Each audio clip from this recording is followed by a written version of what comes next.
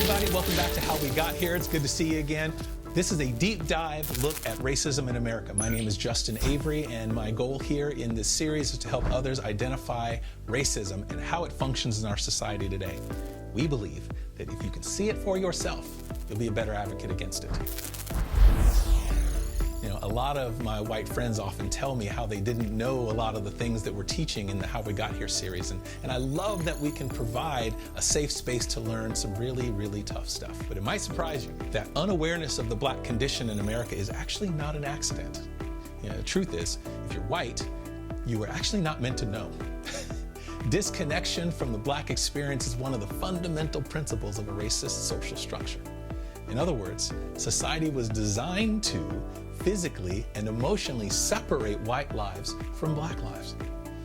And the invention of the suburbs in the 1950s and the subsequent segregation of them is a well-documented, 100% intentional effort that you can read about in Richard Rothstein's book that's called The Color of Law. Even in my progressive hometown of Berkeley, California, it has a history of keeping blacks separated from white people. In white neighborhoods, you weren't allowed to sell your homes to black people, and it was in the deed. The statement, birds of a feather flock together, is often a sentiment that's used to explain our segregated society, but there is nothing natural about the way our society is structured. White society has cultivated and designed our society to look exactly the way it does today for the purpose of keeping it separated. And in Berkeley, where I grew up back in the 1980s when I was a teenager, this clause was still showing up in the real estate deeds. So here we are in 2022. And if you are white and you look around noticing this dearth of black people in your neighborhood, that's why. Even black people who could afford to live next to you were legally and contractually prevented from doing so, all the way up until the 1980s. The need for racial disconnection is critical to understanding why racism is still so prevalent in our country today. So let's explore that a little bit. Now, Benjamin Franklin once said that there are three things that are extremely hard. There's steel, diamonds, and to know oneself. Now think about that for a minute. What exactly makes it so hard for somebody to know themselves? I believe it's because your self-image is rarely the person that you see in the mirror. In our minds, most of us see the more positive aspects of our character, our sincerest intentions, our proudest achievements. But the mirror reveals more painful realities, like maybe our age, our scars, mistakes, regrets, sometimes our crimes, and maybe some other things that we might not be so proud or happy about. The person in the mirror is inseparably connected to the parts of ourselves that are really hard for us to face. And people spend a lot of money and time trying to put distance between the two. But here's the thing, it is not possible to know somebody that you're not willing to face. And I think that's what Ben Franklin was trying to get at when he said that it's so hard for a man to know himself. Now, I believe that the presence of black people in America is like that mirror, ever reflecting to white society truths and reminders about itself that it will do almost anything to disconnect from. That need for disconnection, it causes many behaviors that psychologists call coping mechanisms. And today, we're going to discuss the ones that are produced by racism, and we're going to discuss how they function in our lives today and why that stuff is important information to know. So, let's get to it. The first thing we need to understand about coping mechanisms is where they come from. Why do we use them? Now, the American Psychological Association, or the APA, they say that coping mechanisms are the conscious strategies that people use to keep themselves from being overwhelmed by the emotional stress that are caused by a traumatic experience. By trauma, they mean a terrible event like an accident, rape, natural disaster, war, or any event that they might find physically or emotionally threatening or harmful. And if you look it up, you'll find that there is a set of predictable and observable reactions that we have after we've experienced a trauma. Coping mechanisms keep you from being overwhelmed by these emotions, and they create a kind of distance between you and the traumatic experience. Now, there are also unconscious strategies, and they're meant to perform the exact same function, and they're called defense mechanisms, and we'll be dealing with both of those a little bit later. The second thing to understand is that racism inflicts trauma to everybody, not just its victims. Here's what I mean. In his book, How to Be an Anti-Racist by Ibram X. Kendi, he explains that societies have no neutral, uninvolved people. In other words, in a racist society, everyone is a participant. Every member of a racist society falls into a specific category. And he says that we all are either, 1, causing it, 2, complicit to it, 3, victimized by it, 4, actively fighting it, or 5, some combination of those 4. And since racism inflicts trauma, we can expect that every single person from every single category to have observable and predictable emotions that require the use of coping mechanisms. Everybody. And this concept is artfully demonstrated in the story of Macbeth by William Shakespeare. It tells this story about a man who's ambitious and greedy enough to kill his king for his own personal benefit. And his wife, Lady Macbeth, she puts him up to it. And they played different roles in the crime, but they both demonstrated coping mechanisms from the traumatic experience that they caused. Macbeth's response was to keep killing people to cover up his crimes until he was finally killed himself. But Lady Macbeth, she didn't directly commit the murder.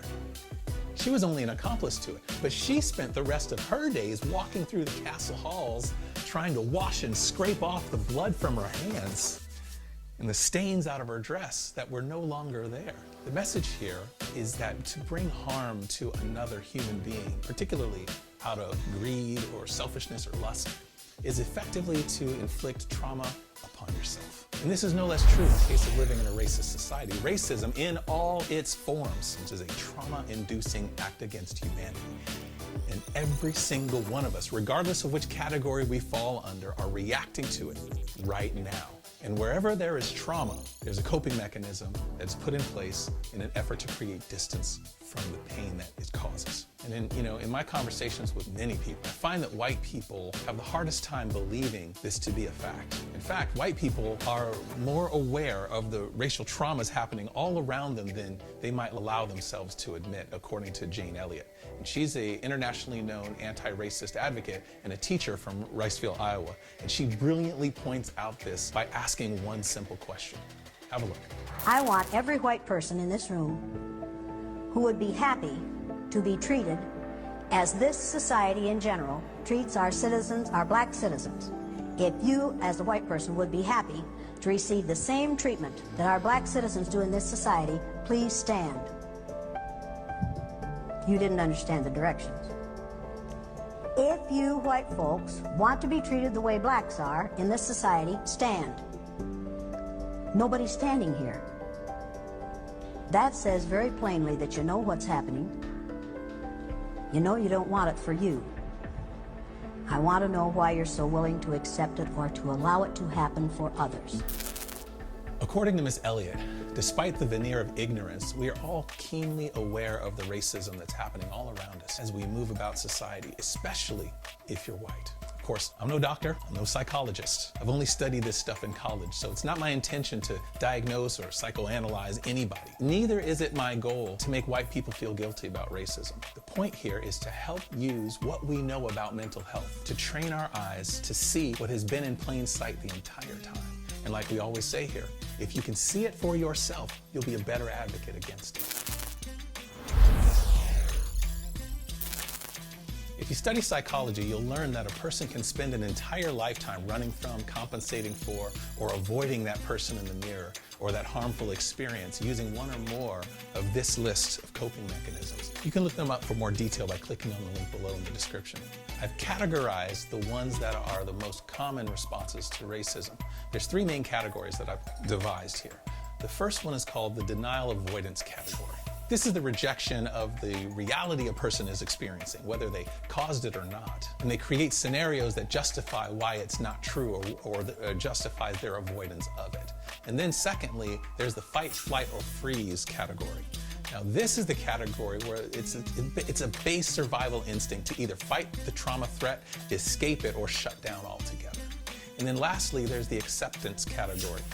And this is where one concludes that there is no escape from the traumatic experience. So they do their best to navigate a path of survival through it. We're going to discuss some of the most common mechanisms that fall within these 3 categories. And the first is what I call getting along to get along. You know, people for the most part just don't want trouble. And I think that one of the first instinctive responses to a racist environment that we have is to try to fit in wherever you can so as to create the least amount of problems for yourself. And the path to the least resistance is often the safest way forward. But living in a racist environment in a way that doesn't disturb the system, it requires acquiescing to expectations of a society that's built to harm and humiliate you. And it involves behaving in demeaning ways because you're expected to behave that way or telling people what they expect to hear, even when that narrative is not in your best interest. And with this coping mechanism, survival in a racist society means that you're not allowed to be who you really are. So, what do we call a person who does this? Well, it's something that we don't have an official name for, though there are plenty of slang terms for it. But let's be clear though, I'm not here to criticize this behavior. I'm pointing this out as a coping mechanism whose function is to put emotional distance between a black person and the traumatic experience they're having living in a racist environment. You know, acquiring just a small bit of peace in this way may be worth it if all they have to do is fall in line. And to that end, they deny or ignore indignities and atrocities that are happening all around them in exchange for simply being left alone. The mouse-lion mentality. Now, this is part of the fight, flight, or freeze mechanism. You know, there's this philosophy among some people that states, maybe if I just act like it's not there, it'll go away. And the assumption here is that somehow you have the power to control another person's behavior if you just do the right thing, or you make the right choices, or you operate just quietly enough within the system. Perhaps if you just keep your head down and do your job, or maybe you can get by without rousing any trouble in a racist environment. You know, some black people can successfully navigate our system like that. But for the most part, racism and white supremacy, it has a predatory nature. It's not passive like a mousetrap that you can just kind of carefully walk around. It's active. It's a predator, like it's on the hunt. And if you're black, it pursues you with the intent to either subjugate, oppress, dehumanize, or to dominate. In other words, you don't have to go looking for a racially traumatic experience. It finds you. So this coping mechanism, as difficult as it is to maintain, some people get lucky. Now, the lion mechanism, as I call it, is just the opposite, and it functions like a rebel in society that seeks to fight the cultural expectations of racism. And some resort to crime and other kinds of deviant behavior, while others do it through advocacy and protests. The lion mentality is not trying to hide. It is expressly trying to be seen to convey a message. In my opinion, it's the most often misunderstood of the racist coping mechanisms, because it's often contributed to character failings rather than the response to untreated trauma. This is where black people get most of their racist stereotypes from. And the stereotypes are often used to either ridicule, demonize, downplay, or ignore them, criminalize, and sometimes even to exploit for profit. A good example is rap music. It's highly monetized by using the stereotypes that revolve around it. But also, have you ever heard of the angry black woman stereotype? Now that's also used to ridicule and manipulate or to marginalize her in some way. But I want you to consider why that stereotype might exist. Why do you think a black woman in America has to be tough? Because in many cases, it's the only way to mentally or emotionally survive being racially traumatized in this country. People aren't born angry like that. That is a coping mechanism. Next, we have blame the victim, which is also part of the fight, flight, or freeze mechanism. It is classic blaming the victim to tell a woman, if you didn't dress like that, you wouldn't get raped, or maybe you asked for it. We've all heard that being said. You know, it suggests that the problem is the victim and not the criminal. And in the case of the George Floyd murder, it sounds something like this. If he wasn't breaking the law, he wouldn't have been choked to death. You know, the message that's being sent here is that the victim got what they deserved. Notice the function of this philosophy. What are the statements designed to do when they say things like that? Now, the function in both of these statements is the same. It's to create distance away from the criminal. It's to create distance away from the source of the trauma, the thing that caused it. And that's what all coping mechanisms do. Now, we all know there is no behavior that justifies rape or being choked to death as a consequence. Blaming the victim assigns to black people the insane and impossible task of managing white people's racist impulses. And it holds them accountable for failing. The next is bootstrapping, which is part of the acceptance category. In some situations, black folks have been able to attain a high degree of success avoiding racist environments that might offset it. Many of them preach a message of hope for the American dream because, frankly, it's working for them. Now, they tell stories of pulling themselves up by their own bootstraps or something like that in spite of all that was against them. The stories are inspirational, and everyone is motivated to hear about overcoming such heavy odds. And it's always insurmountable odds. I've listened to those kinds of speeches and those kinds of stories by black role models all my life. And the ethic to work hard is never a bad thing, but I always couldn't help but wonder if anyone ever thought about addressing the environment responsible for creating those odds. If you look at it critically, the infrequency of black success in this country tells us that the only pathway to it is through cracks in a system that is designed for them not to thrive, and that is their normal, acceptable position of existence for them. The beauty is that success is happening in spite of the cracks that they've had to slip through. And it sounds really good that they are slipping through them until you start pondering the nature of cracks. Now, this is a socially imposed regulating system that guarantees the limit of black success. And bootstrap mentality suggests that we accept this reality as normal. And therefore, we should just encourage one another to just get over it and just work harder. And from a survival standpoint, I actually agree with that philosophy. A man's got to do what a man's got to do. But as an American who pays taxes and is supposedly guaranteed equal rights, I can't help but ask, why does the goalpost move when it comes to my chances for success? The comedian Chris Rock, he said it best. He said that the black man has to fly to get to something that a white man can walk to. So yes, it is possible for a black person to find success in America, and we can fly if we have to. But why should we have to? The bootstrapping mechanism doesn't ask this question. It simply accepts and orients itself around unreasonable and unfair expectations rather than challenging the society of people and policies that create racist disadvantages in the first place. And so the function here is to create distance away from the source of the trauma, which is racist society, and directing it towards an easier target, black people. Just tell them to work harder.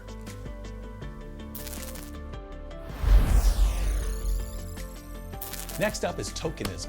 Now, before we jump into this one, it's important to note that the word token these days is a derogatory term and is likely to be taken as a trigger word or an insult, but I'm not using it like that. Tokenism is a coping mechanism to racist trauma. And the token serves a very practical and specific function in a racist society, so we're going to describe exactly how that works. It goes all the way back to the function of a racist society, what it's actually trying to accomplish. And that is to create or maintain unequal racial advantages. White society has enjoyed those advantages for generations, but most white people are uncomfortable being associated with the harm it's done to black people. Now, that creates a dilemma, and the dilemma is this: how can white society distance itself from racism without having to give up the advantages and benefits that come from it? How can we keep the advantages the same without being called a racist for doing that? I call this the dilemma of the unrepentant. One of the best ways to enjoy a racist society without looking like that's what you're doing is called tokenism. And Google's definition says this. It says, the practice of making only a perfunctory or symbolic effort in order to give the appearance of racial equality within an environment. The function of tokenism here then is not to fight racism, it's actually a blatant attempt to get everybody to stop fighting racism. And it does this by creating this optical illusion of a non-racist environment, suggesting that the problem has been fixed. The goal is to offer this shallow concession for the sake of silencing any further contention against the racist environment. And for generations, white society has been looking to excuse itself from the responsibility of undoing the racist system that they've built. And tokenism is one of those methods. It's effectively a hall pass. And that hall pass is extremely valuable to white society, and they pay millions of dollars to hear black tokens come on the scene, write books, or go on national television to essentially tell the world that racism has been solved. Tokenism is this cleverly unrepentant form of the denial and avoidance mechanism. It's a deceptive facade that distances white society from the association of racism without having to abandon the advantages that come from living in a racist system. Integration. Now, this is part of the denial avoidance mechanism. That might not make sense why I put it in this, but it will in just a second. You see, there is nothing about putting a lion in the same cage with a gazelle that makes the lion see it as anything other than food. And similarly, there is nothing about sitting a black man at a table next to a racist that'll make that racist feel good about him being there. The Civil Rights Act of 1964 was a monumental victory. Nobody's contesting that, but time would tell that it didn't do what everybody hoped. And we learned that forced racial proximity does not identify or address the reason why both sides are separated. Separation from a racist is not the problem. What they think of me is the problem. And it's this. If they think that black people don't deserve or have the right to the resources and opportunities that white people provide for themselves and for their children. Integration does not address this belief in any way. Integration is the fool's gold of the civil rights era, and Martin Luther King knew it. And he said as much. Here, have a look. I must confess that that dream that I had that day has at many points turned into a nightmare. I've gone through a lot of soul-searching and agonizing moments, and some of the old optimism was a little superficial, and now it must be tempered with a solid realism. And I think the realistic fact is that we still have a long, long way to go. And what we are trying to get rid of is hate and injustice and all of these other things that continue the long night of man's inhumanity to man. You know, diversity looks great, but it only solves the optics, the outside, the superficial aspects of a racist society. Now, I believe it's a necessary step to fighting racism, but alone, by itself, it sidesteps the root of the problem completely. That's why racism is so prominent in 2022, because rather than address the core beliefs that fuel a racist system, all we did was outlaw some of their habits. And like with nature, unless you get the root, racism will always find a way. So in 2022, we are still seeing the same racism that we saw in 1964. We're just looking at different habits, different ways of going about it. And until we address that directly, we will just keep reacting, but never removing the source of racial trauma. Interestingly, integration follows a pattern of a very well-documented coping mechanism that's called substitution. It's one of the forms of avoidance. They define it as a defense mechanism through which an unacceptable goal, emotion, or object is replaced by one that is more attainable and acceptable. It's a way of avoiding the core issues which are more painful and more difficult. It's a way of saying that you're doing something about the problem, but it only creates distance away from the core trauma and focuses on something completely different. So these are just some of the coping mechanisms that we see in response to the trauma associated with racism. Again, everybody is affected, and regardless of the level of participation that you play, it produces an intense need to disconnect from it. The responses vary greatly, but they all share one thing in common, and it's this. None of these mechanisms actually initiate steps to remove the source of racist trauma.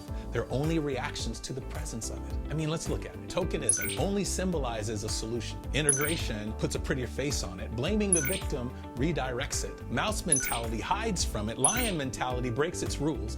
Getting along to get along just acts like it's not there. And the bootstrap mentality says that you just work harder to fix it. None of them function to end racism.